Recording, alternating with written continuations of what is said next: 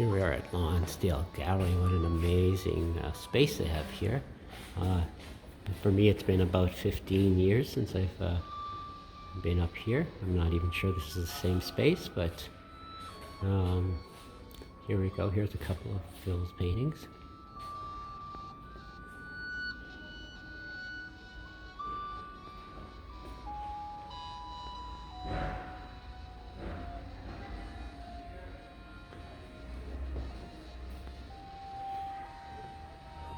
There's several artists showing at this time. Phil has this little room back here.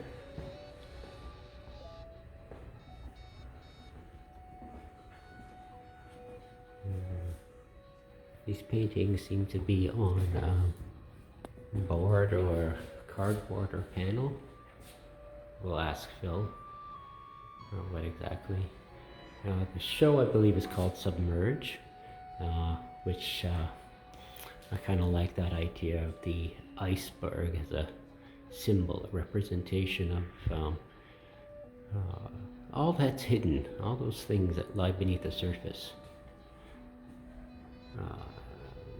In terms of iceberg, of course, it's literal.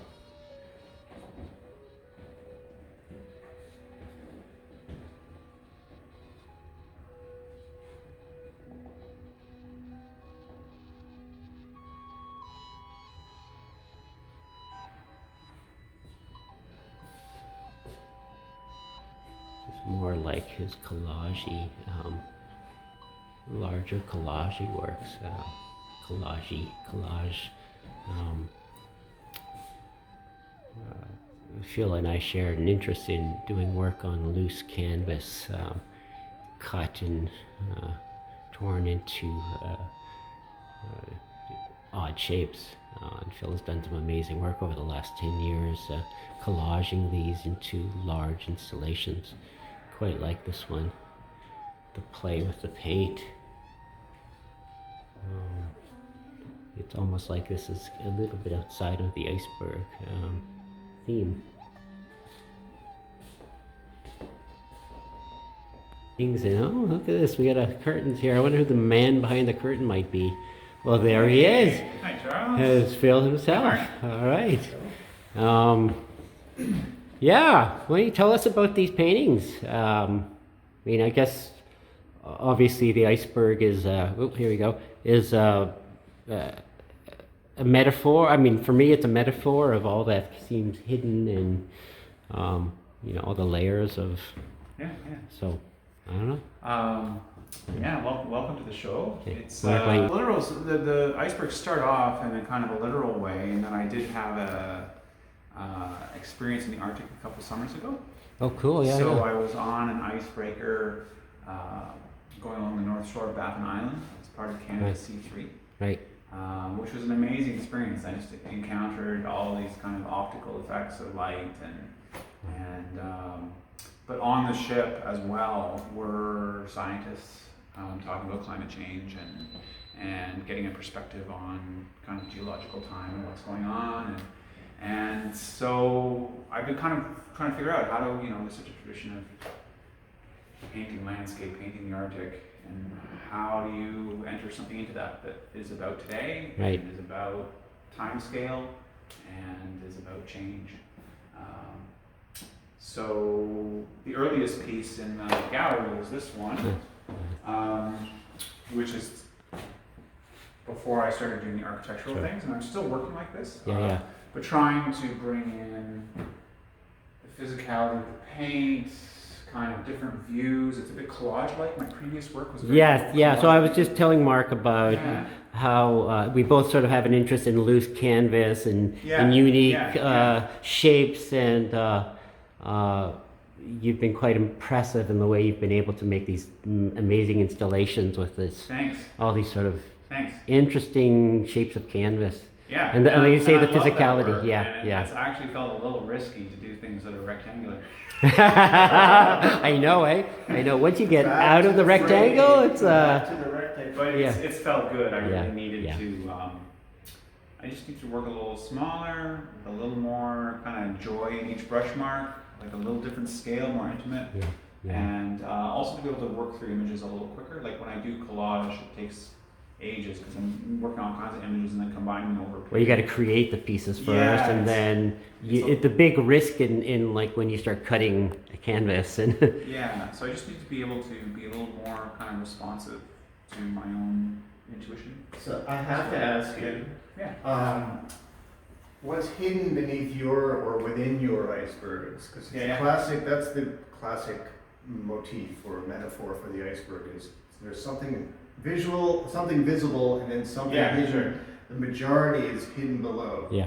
For you, what's hidden below appears to be, well, we have cathedral themes, we have a classical theme over here. Where does that come from? What's behind that?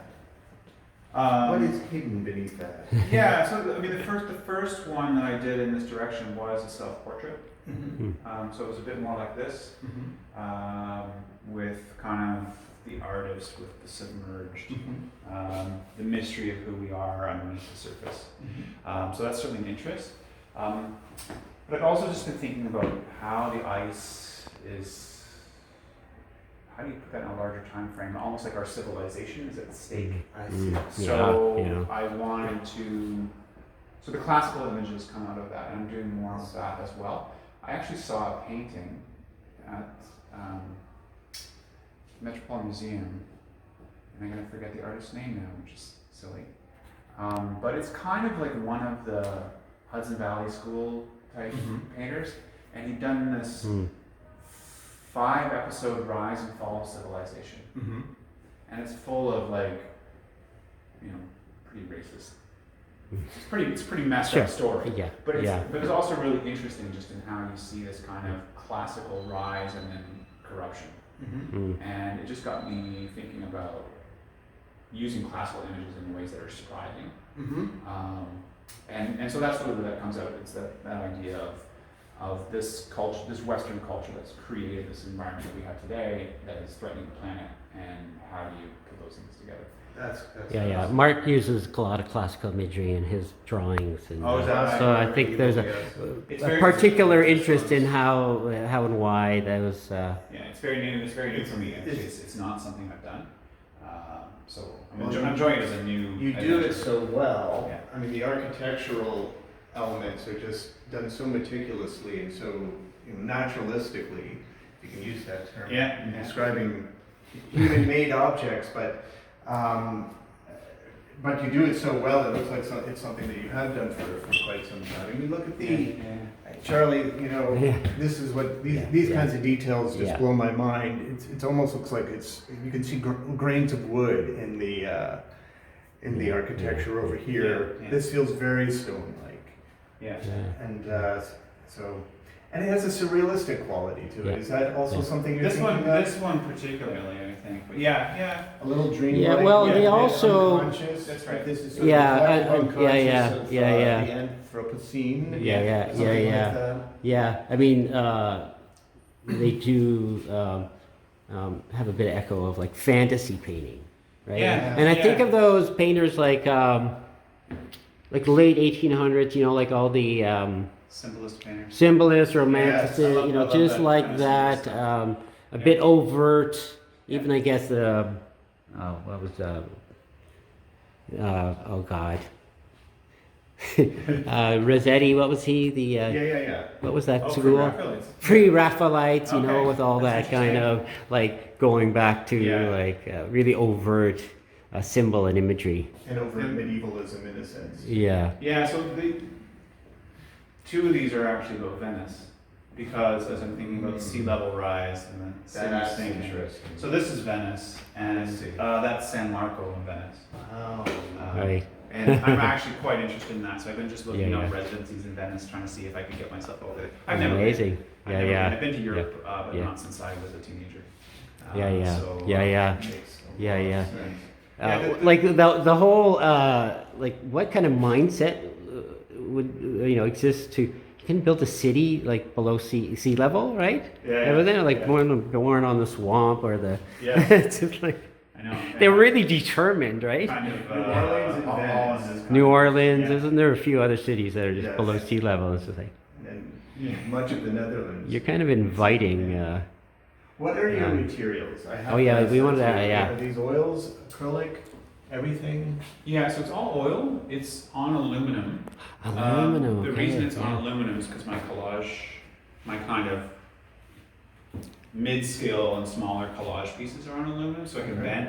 I did it so I could cut it and bend it. Oh. But now I fell in love with the touch and the surface, and then I also just had a little whack of it lying around my studio, and so I'm continuing to use it. Yeah, I really love the feel.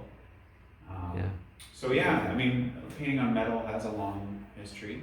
It's not normal, but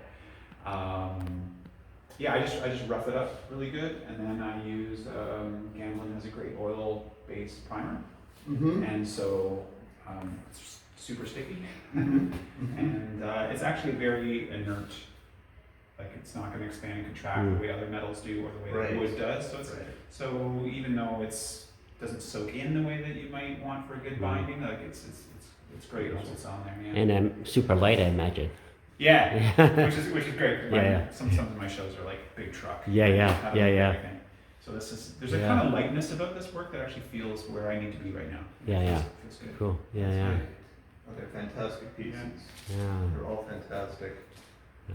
Uh-oh. The issue of climate change is so readily apparent in your work, and yet it's done in a very subtle way, not in a very in-your-face kind of way.